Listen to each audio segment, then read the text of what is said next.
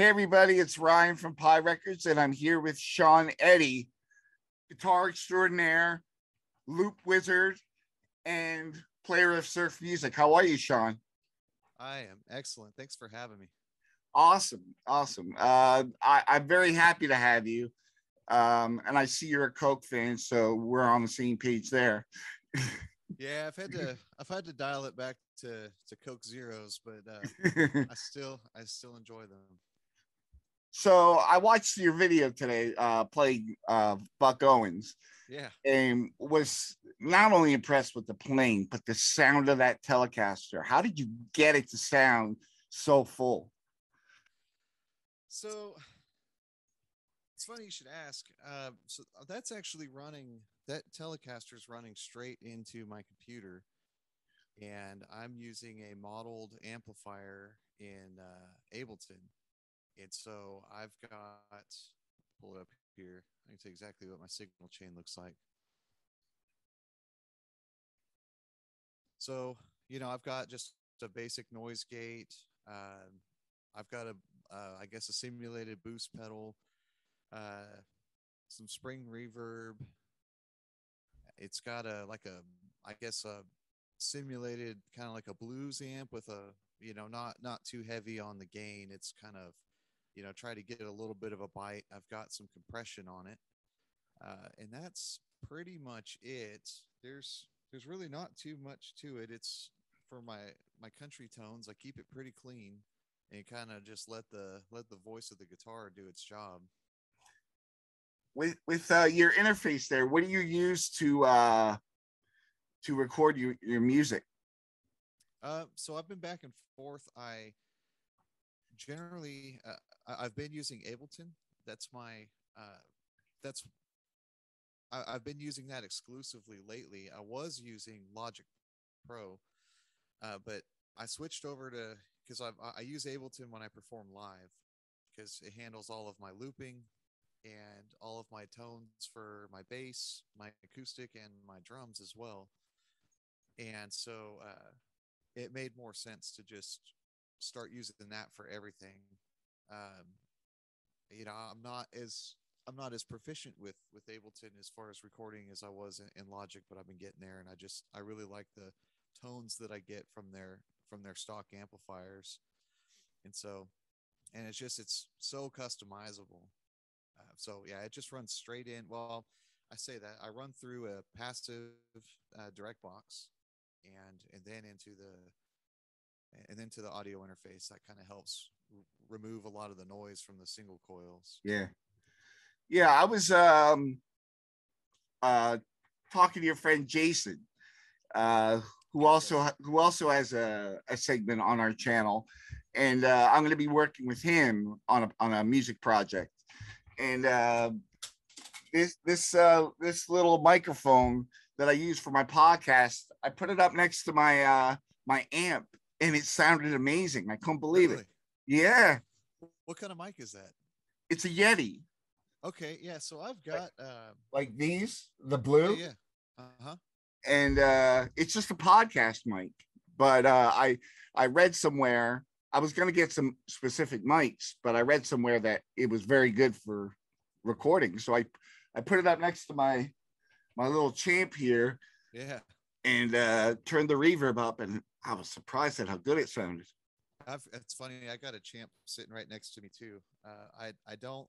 I have it recorded with it. It's my grandfather's old champ. It's a 69. Well, jury's still out on that, but it's somewhere between 67 and 69, I believe. Silver face champ. I guess you can't see it from where my camera's at, but That's um, cool. That's cool. yeah, yeah. Uh, That's what I use when I play live. so three things I could notice right off the bat. You Sure, like Night Ranger. I do. You like Buck Owens. You like surf music. Yes. So there's kind of a rock element there that kind of spans a great distance. You want to tell me about all the bands that have influenced you and influenced your music? Yeah.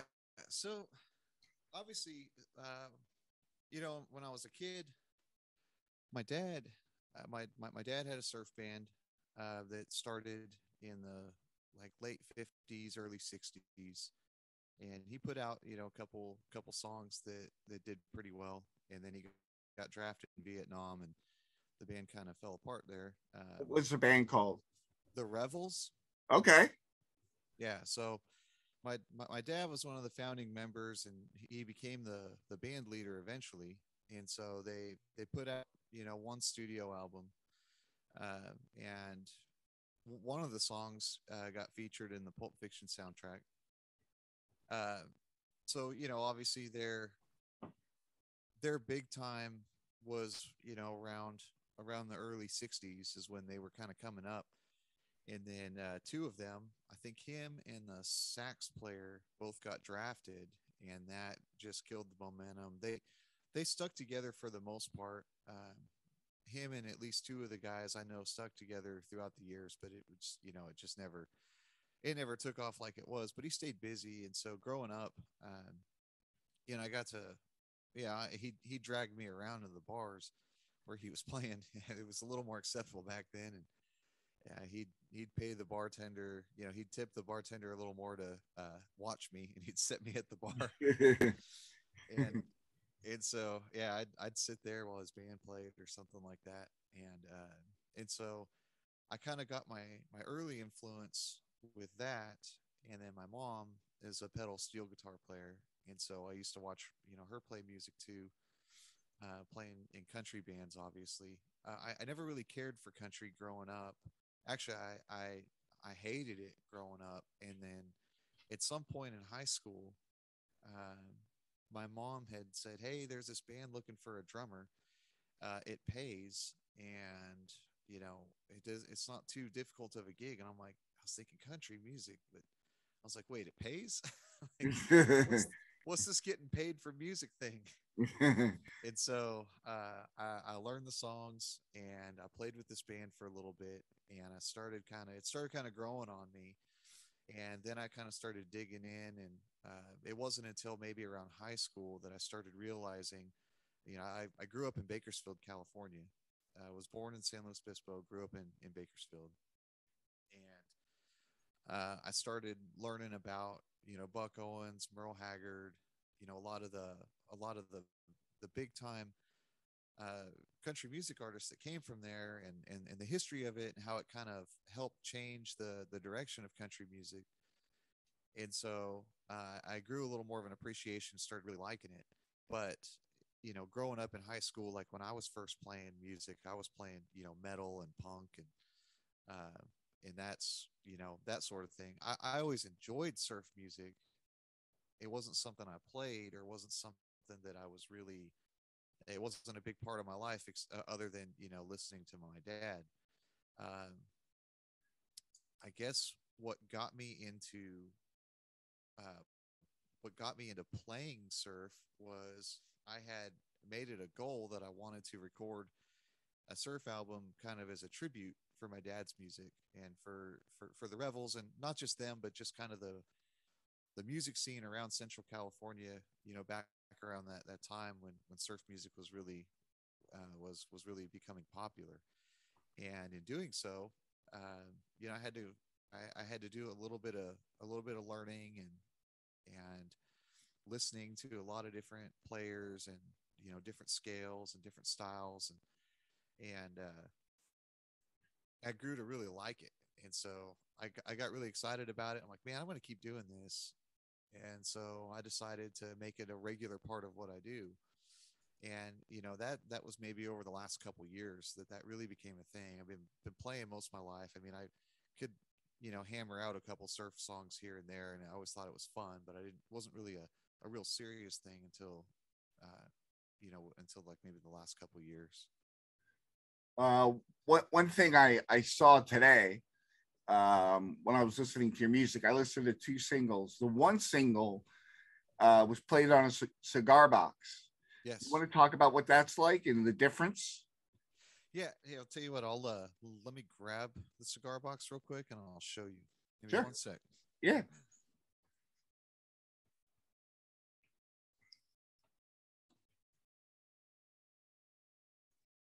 Wow.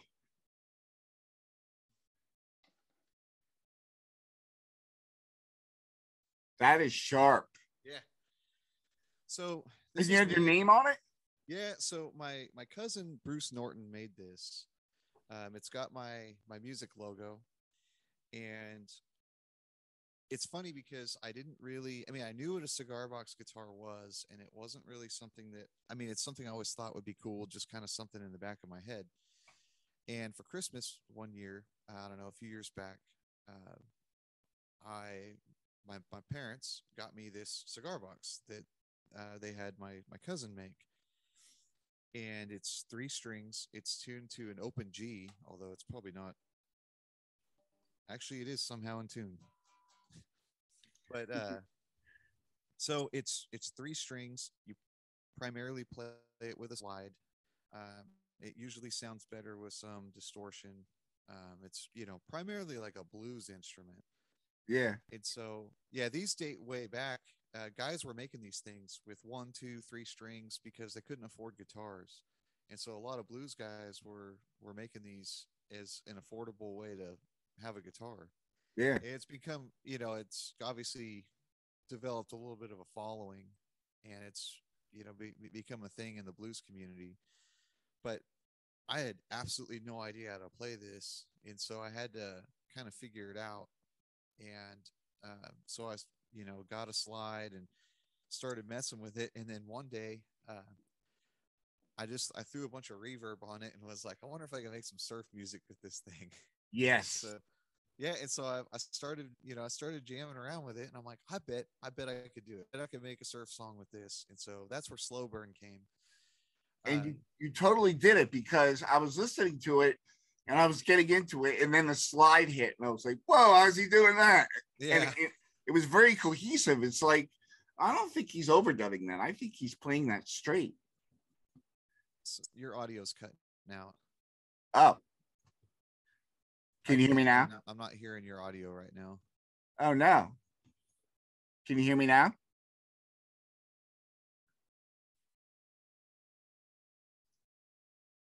There you are. I think I can hear you now. Can you hear me now? Yeah. Yep, Oh, I got okay. you. So what I wanted to say is, I was listening to Slow Burn, Uh-huh. and I kind of sat back and relaxed, and then I sat up when I heard the slide. What I said before my audio cut out was that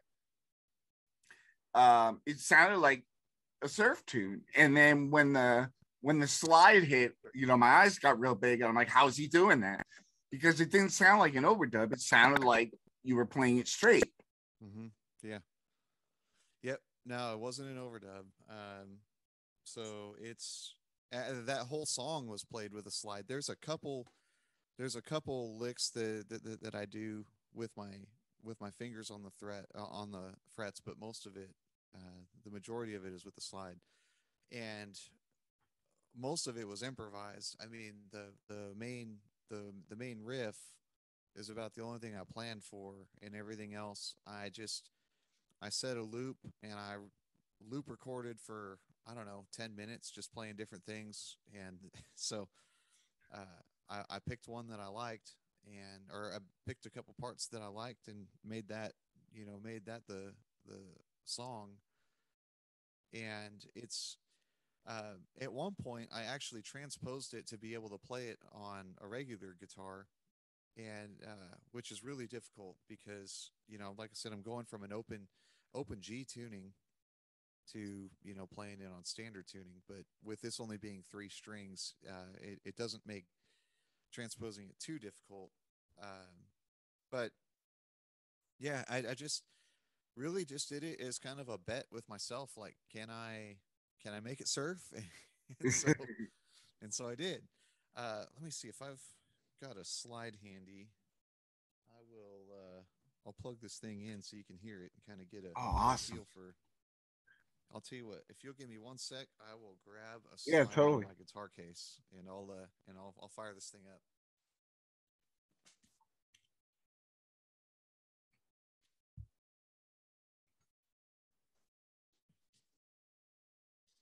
I'm with you, Eddie. Everybody, just chill. Eddie's gonna get some gear. We're gonna hear what a cigar box sounds like. playing surf music, and I'm pretty stoked, actually.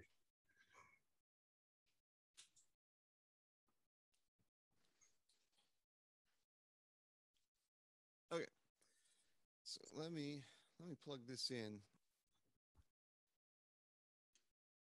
A little bit of warning here. Let me turn this down. It can be the pickups are pretty hot on it.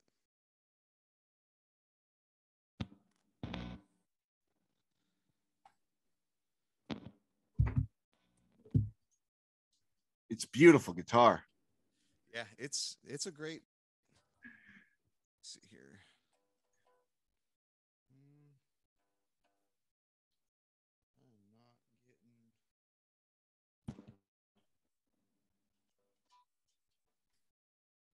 Hmm.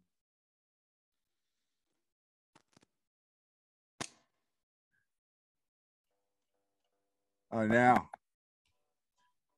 Yeah, I'm not really getting a signal. Hold on.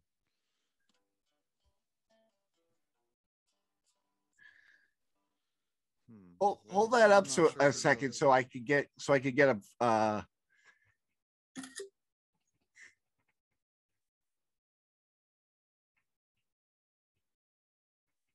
Just want to get a screenshot of it. Yeah, That's I'm awesome. not sure. I'm not sure why it's not. Maybe because I don't know if the DI may have something to do with it.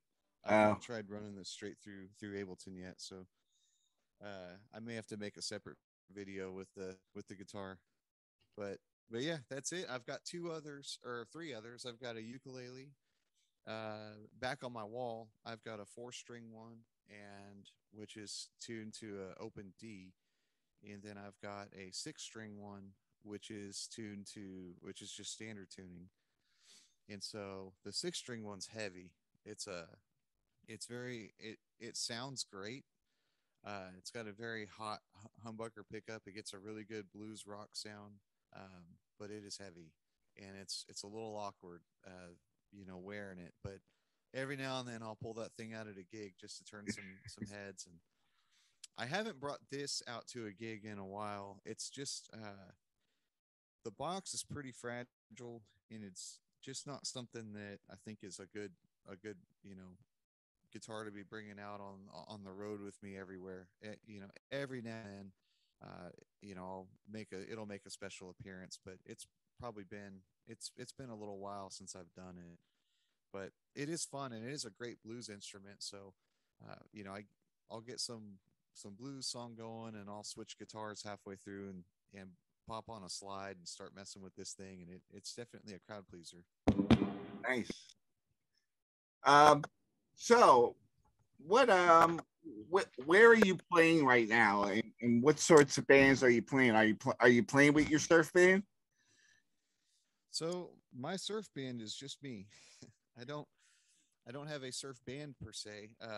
Every surf song that I've written, and that I play, I live loop. So uh, I do some fill in gigs. There's a there's a country band that I play with periodically, and then I have a duo project with my girlfriend, and we do more like pop and rock stuff. But when I'm performing as me, I'm performing by myself. So this electronic drum set behind me comes with me when I play. I've got a bass guitar, and then I've got this Telecaster that is my primary guitar when I play live. And the reason for that, still got my country tone going here. So this is a little bit of a beast. It's got a it's got a piezo bridge in it with a selector switch so that I can go between uh, magnetic electric pickups to an acoustic sound. Wow.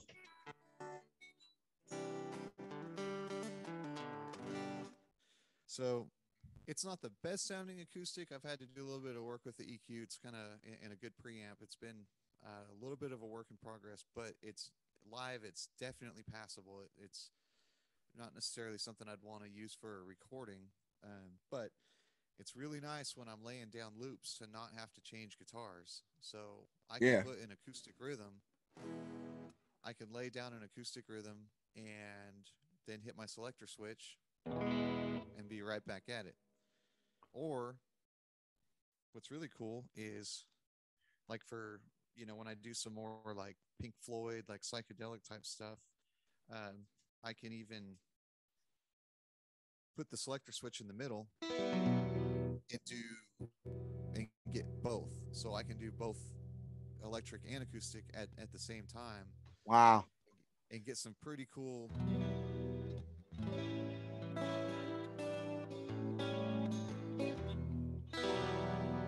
So you can get some pretty cool effects doing that, and being able to strum electric and acoustic at the same time is pretty neat. Or even if I wanted to throw like some distortion, so I've got them both going at the same time there. Turn it off, both. So I'm trying to think. There's a song. There's a social distortion song that I do that on the recording they strum both acoustic and electric at the same time, and so I'm actually able to do that with just a single guitar player.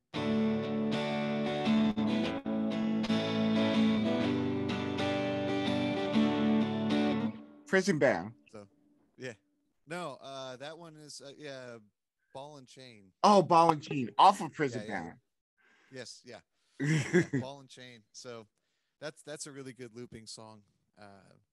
Which obviously I kind of gravitate towards songs that have minimal changes in the progression, because building the songs up can take a really long time, if if the song's really complicated. So I tend to pick songs that are a little I guess a little more simple, or with not as many changes, or if there are weird changes, I may cut out the instruments and do like an acoustic bridge or something like that, just kind of make it work by myself. But this guitar uh, this guitar really makes that possible.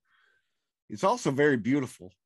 It is. I absolutely love it. I bought it from my uncle, and I wanted to get a telly. I've been a Strat guy for a really long time, and I I can see wanted to that. get a telly. Yeah, yeah. I got that Strat behind me is the first guitar I ever got when I was like 14. Wow.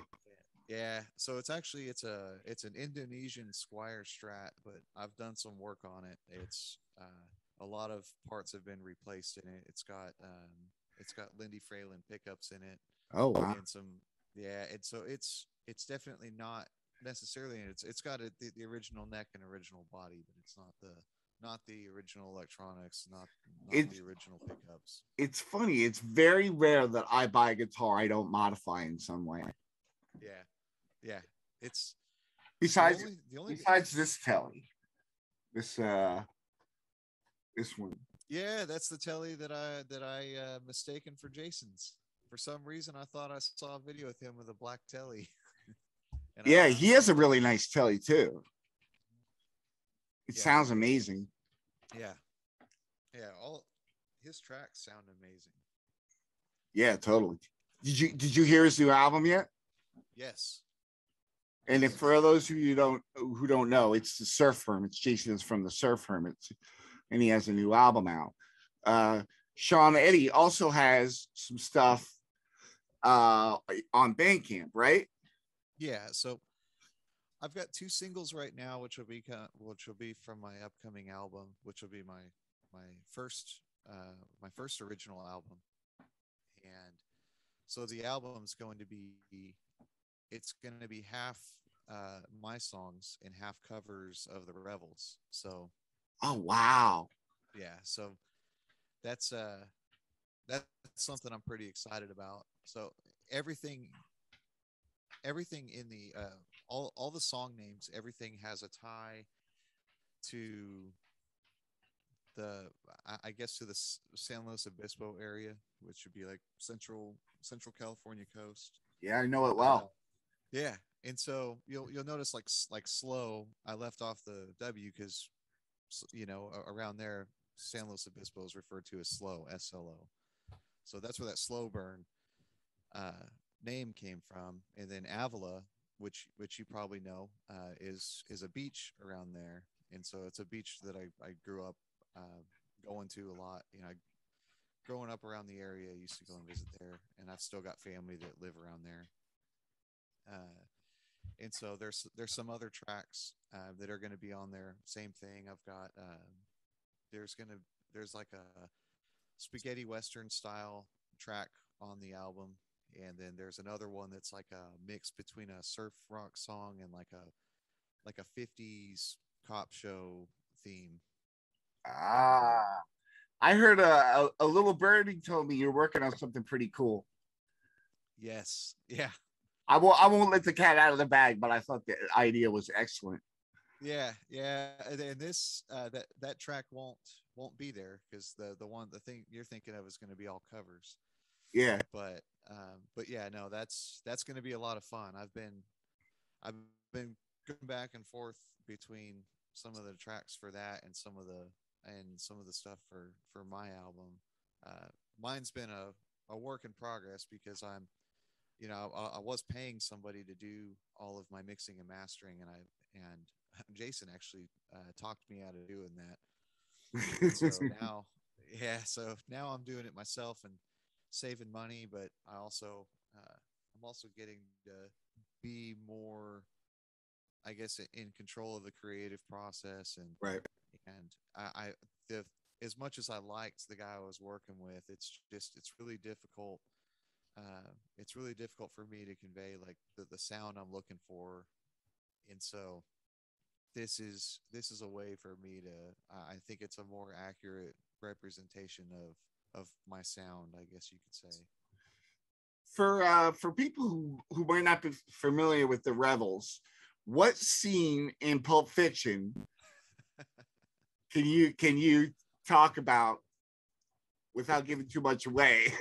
Yeah, it's not a very pleasant scene. Yeah, it's probably one of the most unfortunate parts of the movie that his music could have been part of. Yeah, so I was thinking that. I'm like, I think I know what he's talking about. yeah, and so yeah, the song is called Comanche, and um, yeah, it's a very unpleasant scene, and if you've seen the movie, you probably know what I'm talking about. Yeah. I think the funny thing about that was my dad had a lawsuit with with the movie over that song. Because So of there where it was was some. placed. No, it had nothing to do with that. He didn't care where it was placed. He was happy to be in the movie, but it had to do with the licensing and permissions or something. And so he wound up having to file a lawsuit to get to it was over something about licensing and everything. I was obviously younger when that happened, and I don't know all the details of it, but I know that was kind of a long, drawn out battle that he had to get the appropriate credits and Oh, everything that he needed. okay. So yeah, that was an interesting time when that came out, and so it kind of took him by surprise. He wasn't expecting to have his song licensed for that movie. I think he just wished they would have done it appropriately. He got the proper credits and compensation for it. I think maybe as popular as that soundtrack was, that was Tarantino's kind of first venture into, you know, like music arrangement in his movies. Yep. Where it was kind of like maybe he had the great idea for the movie, but didn't know how to approach, you know, picking out all these great songs that he likes Sure. and approaching the bands. I mean, that's a whole nother animal. Yeah. Yeah. The cool thing about that movie is it really brought surf music back to the main stage, and that was the cool thing. There were so many great songs in that movie, and so I think that movie did a lot for the surf community and kind of helped Yeah. to at least in front of the general public to get the music back out in front of Yeah. everybody. So I think that was a great thing.